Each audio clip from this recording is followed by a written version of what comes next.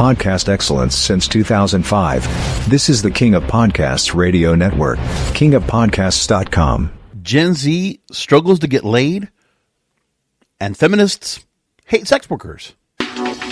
We are all a little depraved and debaucherous. Here is the King of Podcasts.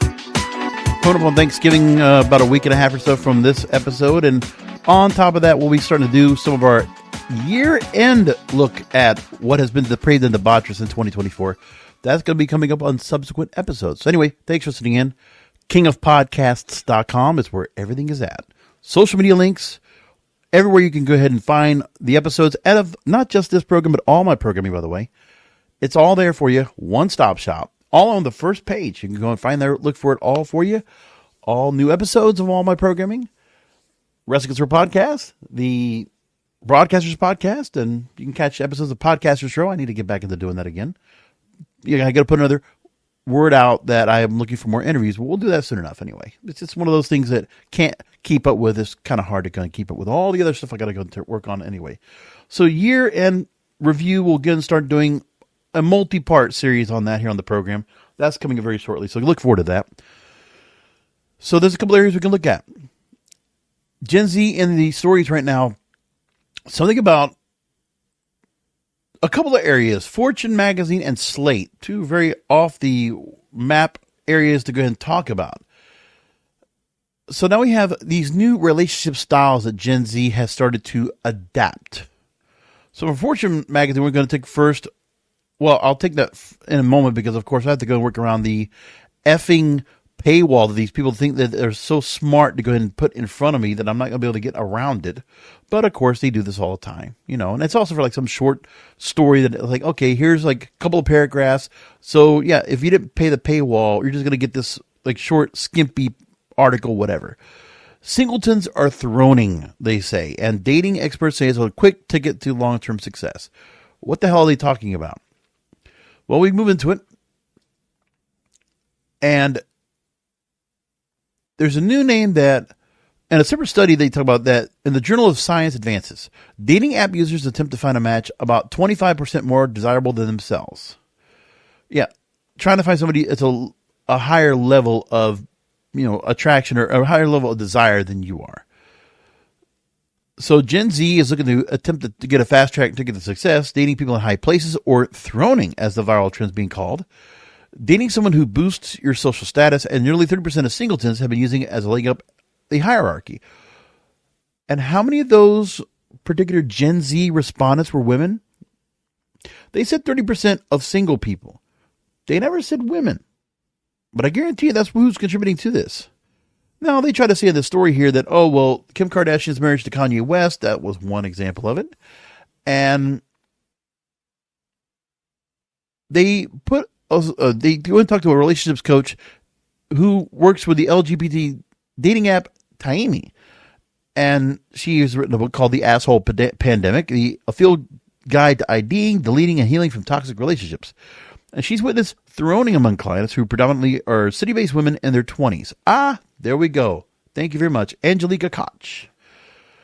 Or Coke. I don't know how it would be pronounced. But anyway, she says, quote, they're employed, but they're looking to upgrade their life. And then the social media has made everyday women want more than life at a house in the suburbs, the dream of luxury and travel. So it's not about love, not about relationships, not about even having sex. It's this. In other words, they're keeping it with the Joneses or rather the Kardashians. Yeah. Women who feel like this is a smart thing to go ahead and say, okay, we're going to go ahead and find higher status and higher clout than us. When we know that those relationships do not last, there's nothing really, unless there's some kind of emotional factor to it. But this is the thing. There's no emotion at all. When women are really much comprised in emotion. I mean, that's where love is coming from. This is not love. This is recruitment. It's recruiting for a potential investor, a suitor, a better. That's what this is. And it's nothing more than that. So they say here it's about both dating experts that they also talked to. They talked to Ksenia Drobin, CEO of the matchmaking firm Drobin Matchmaking, saying, quote, many people confuse the world of stars and influencers with reality. Quote, marketers teach you that you find someone who is stronger than you and has more followers to increase your influence. The same is true in the dating world. So they both think that those who date for a social leg up won't find themselves backing down the pecking order overnight if they break up with their partner. And they're saying that if they, in the long term, if it does work, as long as you are treating everyone with kindness and respect, you move up the social ladder. Going to events where they can meet people who are naturally higher on the ladder, like art fundraisers, things like that. Of course, business and personal success can continue after you've left your unsuccessful partner. Yeah, so it's this part like, okay, move on the way up. This is the idea that they're saying this is a better idea to go with. Really? Then the other story they have is with Gen Z, an aversion to risk a strange new relationship style that no one, not even them, really wants. Emma Camp writes this in Slate. And she references Chappell Roan's Hot to Go and really the album overall and the song Casual that came in to freight. That's where she feels about this. And she talks about in the song Casual from Chappell Roan, who we've talked about on the program, just go back a few episodes, we mentioned her, that in the song Casual, she writes these lyrics. It's hard being casual. My favorite bra lives in your dresser. It's hard being casual when I'm on the phone talking down your sister. And I try to be the chill girl that holds her tongue and gives you space. I try to be the chill girl, but honestly, I'm not. A situationship. And while this writer here says that most use the term neutrally, I most often hear it, Emma says here, used to describe something much more inherently negative. A distinct mismatch in which one member of a casual entanglement is content with the arrangement while the other quietly yearns for a committed, labeled relationship. And you need to keep that in mind too. If you are in a situationship, friends with benefits, fuck buddies, whatever you want to call it, you should keep in mind that it is tough for both parties to not be able to get their heart or their feelings caught up. And that's something that you have to consider when you're getting into this. And you can be as communicative as possible. But there's something about this here that still says maybe if you're with somebody, if there's ever a breakup and it's a little bit more complicated than you thought, that means somebody else had feelings in this relationship. That's where it comes from. So she goes on to say that in a situationship, there's frequently not just the imbalance of one partner who cares more than the other, but also inner turmoil in each person, the dueling desires to embrace domestic security, and the urge to be unburdened and unrestrained by romantic commitments. While it's easy to dismiss relationships or situationships' rising popularity as just another permutation of age-old dating woes, there's an important hitch. Gen Z is afflicted with endemic risk aversion, a personality feature that makes many current 20-somethings uniquely commitment-phobic. Right. We already know that when we look right now, listen, this has been going on for decades. I come from the decade or the generation that says, okay, I had cousins and they all got married because that was kind of the thing to do. And all of them got divorced. And it didn't take much time for them to get divorced either. I have 5 family members that went through and got married and they got divorced. And there's kids also involved in it, but still. It was that thing where marriage was not the sure thing anymore. We, enjoyed the weddings and had a good time at the parties and all the receptions and all this stuff. But yeah, these were not long-lasting marriages. Not all of them. And part of it would be, well, is it something about that both people that want to try to work it out, or that they might have prematurely gotten together before than they should have? There's a lot of reasons it could have been. And that's pretty considerable when you think about it. And so there are some people, listen, let me put it to you like this. Among those family members that were married, they did not get back into another marriage. I'll tell you this.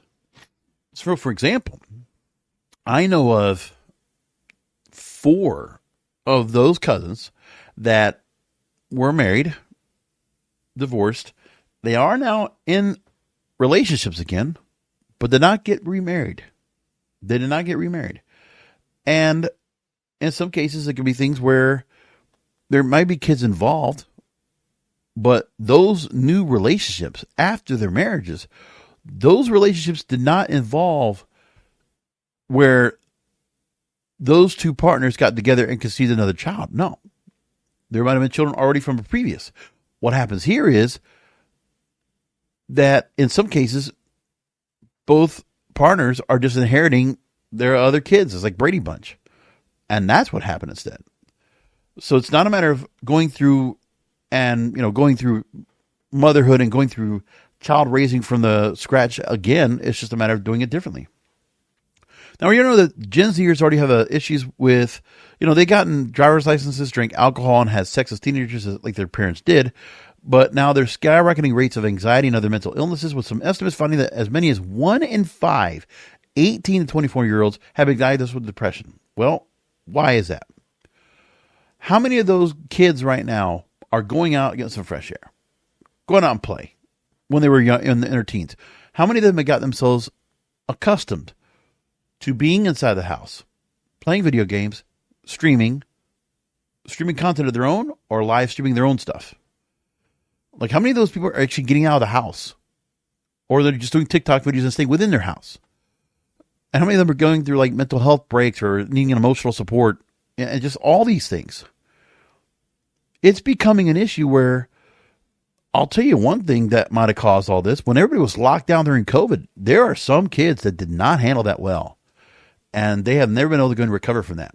And then there's also the fantasy world of what is available online, whether it's virtual reality, whether it's anime, whether it's video games, whatever. There's all this other world that some people are feeling like, well, they can get emotional attachment and they can feel feelings for it and they can just live their life in that. And that's another thing that's going on. It's like there's something where some people don't want to go out into the real world. But the thing is that for the kids out there, I always talk about this, to the younger demographic that listens to this program. Thank you for listening. Thank you for finding this show, okay? Because I am pleased and honored that you would actually listen to this program. Me, King of Podcasts, giving this advice out here and also talking from my own experience and bringing the point across and saying, man, I feel bad for some of these kids out here because I look all the time, go out to the mall, go out shopping, go out and see them out about, if I'm doing Uber and they're in the car and they're going out and doing stuff. When I see some of the kids out there that, they're seeing in first relationships and they're a little bit awkward and all that stuff, that's normal. That's okay. It's one thing to be said about with the guys not being as masculine or dominant or tough or strong as they might have been, like my counterparts, right?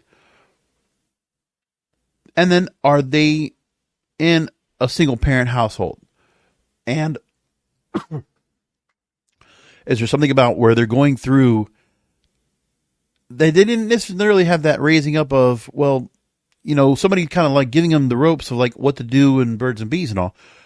And were these kids, these boys that don't know how to go and treat girls right away, and the girls tolerating some of the behavior when they could have been told, like, okay, when the kid starts acting like this, you need to cut them. You need to reject. Sometimes there's boys that don't get to go out with you. You need to go and tell them no. And let them learn rejection. And let them hear it over and over until they improve themselves and make themselves good enough to be taken and accepted. Those kind of things. They also say in the story that there's a part where something about that maybe the political climate or what people are consuming on television or online, and that's also taking away from people that also feel like they're not able to go and be themselves, or that there's like this fear monger that's going on around the world, that like there's just things that are happening around them and that they're not allowed to go and enjoy themselves. So Gen Z childhoods have been defined by increasing isolation, screen time, and parental hovering. Helicopter parents. And I think some of that also be contributed to the fact of independence. Something to be said about those kids that got participation trophies and said, you know what? You learn how to win. You learn how to lose. You learn that if you're not right for somebody, if they reject you and they break up with you, that's normal. You just pick yourself back up and try again. Are those lessons being learned by these kids? Are they knowing about that? Then the other part, too, is that YouGov, market researcher, they have a survey that says 50% of Americans aged 18 to 34 say they've been in a situationship. Okay, guys, gals, 18 to 34. Situationship, little tip here from King of Podcasts, that's just a temporary situation. It should not be long term. Unless you've already been in enough issues with relationships. Okay, let me put it like this. Because of my issues trying to go ahead and date in my teens and 20s, mostly my 20s, into my 30s. By the time I got to about 31, 32 years old, Situationships across the board. Friends with benefits. I basically I accustomed myself to that because I was fed up with the dating market and trying to go and find somebody in a real relationship. So I kind of just gave up on it. That's when situationships came through. And I was okay. But situationships at such a young age, in your teens and 20s, there's something wrong there. And if you're doing it, it should just be a hookup. It shouldn't be anything more. And if you're able to have somebody that you're with, and you might enjoy the sex with them, you might enjoy the company. So what's the missing part? Why is it you can't feel like you can get closer to them and feel like there's something more and more appreciative to have? A recent survey also says that almost half of young men have never approached a woman in public before, with most reporting fear of rejection as their reason for holding back. Yes, Me Too movement, the creepiness that's being put out there that has been amplified now that, think about this too. Who's all wearing AirPods or earbuds? I'm notoriously guilty of that. Where I have something in my ears, I'm listening to Spotify, I'm going out and doing stuff, and I'm not paying to anybody else. Like literally one the other day, I was at the mall, and next door neighbor of mine, I hadn't seen, a little while, but, very familiar, we get along great. She had to go and tap on my shoulder for me to like, oh, and then we talked for about 15 minutes, whatever, we caught up. But like literally somebody has to go and tap my shoulder to hear me because I'm not listening in it at all. I got Beats earbuds on and they're noise canceling and I can't hear anything. I am just moving and grooving, walking around the mall. So I'm not in there to try to go ahead and, go hit on girls left and right. That's what it used to be. But the thing is, too, is that also in my own mind, I say to myself, the fear of rejection, that's one thing. I don't even have the fear of rejection anymore. It's the fear of what do I have to invest of myself and what I've earned and my time. How much value is that? At my age, I'm getting to the point where there's value to my time and my effort and all that. Like there has to be a value to that. And you got to put that on yourself. Ladies, you should also know your beauty and your youth has a value to it. And you need to show yourself, there's a preciousness to yourself. Not everybody gets to go ahead and have the prize. Like there's a little bit of that ego and self-confidence that should be in you. But that's also reciprocating love and affection for someone that really is giving you love and affection back. You reward someone when they do that. But when the fact that there are guys now, teens and 20s, that have not approached a woman in public before, fear of rejection. Guys, if you're hearing this, young people, supposedly here, putting a self-protective facade of a detachment of apathy, of which situationships are a key part. Yeah, safe bets. No. If you are a self-respecting young man, fresh out of high school, in college, or in your career right now in your 20s, if you want to go talk to a girl, you go do it. If they reject you, go on. Next girl. Rejection. Next girl. Rejection. Next girl. If you're not hitting on girls and you're wanting to pursue something, you need to be rejected hundreds of times. Hundreds of times. And honestly, you don't stay away from like who you want to pursue. Every girl you find attractive or desirable that you think you want to be with, you go talk to them. If they reject you, move along. But take those rejections as a badge of honor. You need to build up a shield of resilience and say, okay, that's all right. Next one's me. Next one's for me. I'll get better. I'll improve. I'll get better. Because at that age, you're still trying to improve yourself. In your 20s, you're still trying to improve yourself, make yourself better. Make yourself a better person. So you need to go out there and continue to go and push forward, and another no, another no, another no. I bet you my friend Mark that I had on the program, I bet you he agrees with me on this. Hey, Mark, I know you agree with me on this. I know you do.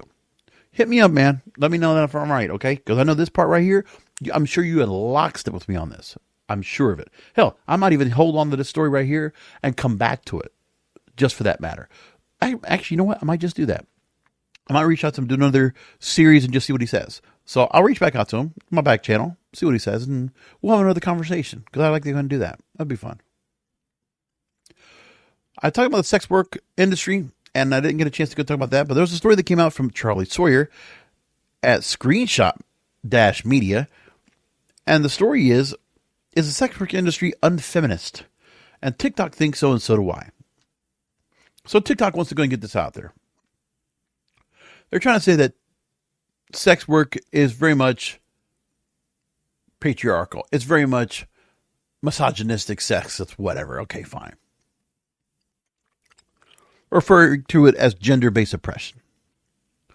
So, first of all, in this story, they take a post from X, and somebody asks the question, if someone is doing prostitution or OnlyFans, what's wrong? Isn't this feminism that whatever women wants to do with their life or body they can do? ? And FemsPuff writes, radical feminists oppose prostitution and other forms of sex work because it's inherently exploitative and symptomatic of patriarchy, regardless of the consent of those involved. It perpetuates harm to women as a class by reinforcing the objectification and commodification of women. And what about those women that want to be objectified and commodified and be valued for it? What's wrong with that? So they talk about, this writer says she saw a TikTok creator by the name of Gracie Apps Too Much. And it was a 4-minute sit-down video speaking in length about the rhetoric surrounding sex work at the moment was inherently quite harmful. The creator explained how attaching feminist buzzwords such as empowering and as she should creates a false narrative and paints a very rosy picture of the sex work industry, a picture starkly different to the reality situation. Well, this has been going on for years. Going back to the 90s, 2000s, I mean, listen, there is a point where I can agree. Like, okay, for instance, the Girls Gone Wild series.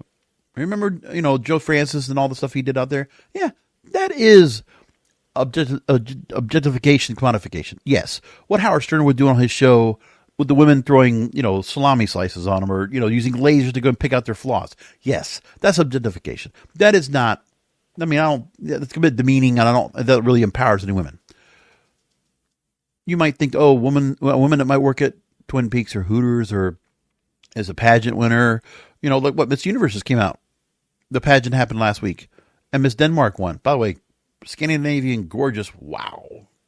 Blonde, like amazing. And I'm sure they think that some of these women that were here are very feminist will think that Miss Universe is totally feminist. And totally backwater, backwards everything. So she goes on to talk about the fact that the sex work industry can be profoundly violent at its core based on the subjugation and oppression of workers. Though personal testimony and extensive research, The Guardian has found that aggression and violence are a daily reality for sex workers. Okay, which sex worker are you talking about? If we're talking about prostitution, if it's out in public, yes, that's one thing that's going to be an issue, okay? And the risks and sacrifices that they take. Listen, we talked about the Olympics and the women that had to go, they were being pushed out from working their line of prostitution during the Olympics. They were kicked out, right? Just because Paris wanted to be cleaned up. And there's one thing for women that they feel like they need to go and do something just to continue to survive and thrive or whatever it is, or that's just a choice for them, if it is a choice. But it's also the part where, during pandemic, the fact that OnlyFans became acceptable. I used to talk about that on the program all the time. Like when I was under the When I'm Not Podcasting banner, I haven't talked about OnlyFans in a long time because it doesn't matter. Like it's a new form of porn. Okay? It's just amateur porn. And it's acceptable now because people are fine with it. But, it's really interesting the fact that OnlyFans is out there, and unless somebody really understands and knows the individual, you have nothing to go and get an idea of what this person's content is like unless they put it out in social media, unless they're doing it themselves. But for the most part, it's like there's a personal attachment to the person when somebody decides to go ahead and subscribe to their OnlyFans, right? Unless you see that the girl's attractive and you feel like, maybe there's something there and the monthly subscription they'll get that might appeal to me, then that's what you go do. Meanwhile, then there's also the other women that I think they are empowered.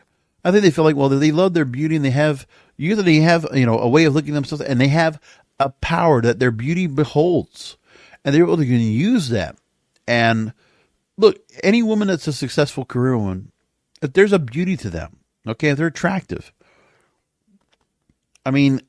the fact that they might be able to go ahead and use their beauty to go ahead and advance their career, okay, well, then that might happen. There might be an advantage of that, so use what you got. What's wrong with that? This is pretty obvious, right? She ends the article saying, "Is impossible to answer the question, is sex work unfeminist?" She argues that feminism itself is a highly flawed lens that constantly requires rethinking and reinterpretation, but she agrees with a lot of the people online on one major point, that the normalization of the sex work industry will always result in the normalization of the oppression and exploitation of women. Wrong. I don't believe that. Because there is still a choice for women that decide to get into that, and why. Now, there's a part where there are people that can oppress and exploit, absolutely. But how many women do we know that are in sex work that are not with pimps? How many women are in OnlyFans or other kind of content like that, adult, that are on their own? And nobody's putting them through anything. And how many of them are also doing this where they have significant others that are also helping out in the content? Who's thinking about that, right? I guess we're not considering that either. But, it's there. It's noticeable. But get back to Gen Z, man. Man, it really does. I feel ashamed. But like I said, we will continue to go to the cause here. We will continue to go ahead and discuss and hopefully get the word out there for some of these young jits out here. That's the phrase we used to use back in the day. But you young guys, start taking your rejections like men. And don't take situationships. Go out there and get laid. Get in a relationship. Get depraved. Debaucherous.